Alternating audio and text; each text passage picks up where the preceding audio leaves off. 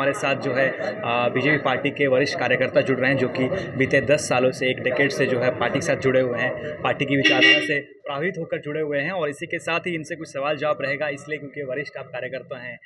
जो पार्टी की विचारधारा है किस तरह समय के साथ ये बदली है, और बीजेपी का इस जो गीता कोड़ा मैडम जो शामिल हुई बीजेपी में, इससे यहाँ की जो राजनीति में, यहाँ लोकसभा राजनीति में आगामी चुनाव में क्या इम्पैक्ट देखते हैं, इसको लेकर आप लोग थोड़ा सा मंथन क्या किए हैं, इसके विषय में थोड़ा सा बताइए। देखिए, हमारे सरायकेला पश्चिम सिंहभूम में जो भाजपा का पहले से ही अच्छा, पार्टी की तरफ से अच्छा व्यवहार रहा, और इस चुनाव आने वाला जो 24 के लिए जो गीता कोड़ा जी, सांसद गीता कोड़ा जी जो भाजपा में शामिल हुए, ये बीजेपी के लिए बहुत अच्छा समय माना जाएगा, ताकि लक्ष्मण टुडू जी स्वर्गवास होने के बाद ये संसद सीट आशाजनक था, और ये आशाजनक के बीच में गीता कोड़ा जी जो शामिल हुए बीजेपी में, ये हम लोग के लिए बहुत उत्साह की बात है। और आशा रखते हैं गीता कोड़ा जी 2024 में नरेंद्र भाई मोदी के लिए एक कमल फूल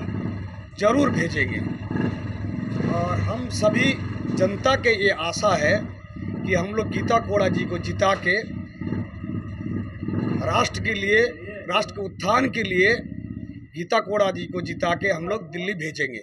लगातार जिस तरह ये आरोप लगता रहा है बीजेपी पार्टी के ऊपर कि जगह जगह, जैसे गोवा में देखा जाए, मध्य प्रदेश में देखा जाए, महाराष्ट्र में देखा जाए, तो जनता चुनाव करके जनादेश देती है कोई और पार्टी को, और उसके बाद वो हॉर्स ट्रेडिंग हो जाता है, ऐसा कहा जा रहा है, और वो बीजेपी में शामिल हो जाते हैं। तो जनता कहाँ है? जनता तो कांग्रेस को चुनी थी, 4 साल कांग्रेस में गीता मैडम रही, कांग्रेस की तरफ से जो है नेतृत्व की, उसके बाद अभी बीजेपी में शामिल हो गई। जनता कहाँ है? देखिए, जनता का जो मोटिव है, राष्ट्र का जो उत्थान को देखते हुए परिवर्तन हो रहा है, और जनता चाह रहा है कि हमारा देश और आगे बढ़े, विश्वगुरु बने, और यहाँ का जनता आने वाले समय के लिए सब उत्साहित है कि जनता परिवर्तनशील हो रहे हैं, और आगे इसी सोच को लेकर आगे भी बढ़ना चाह रहे हैं। दादा, ये आरोप है कि गीता कोड़ा मैडम के ऊपर प्रेशर था हमारे गृह मंत्री अमित शाह के द्वारा, और उसके बाद जो है वो इस कदम को लिए प्रेशराइज्ड होकर। नहीं, ऐसी कोई बात नहीं है, कोई प्रेशराइज नहीं।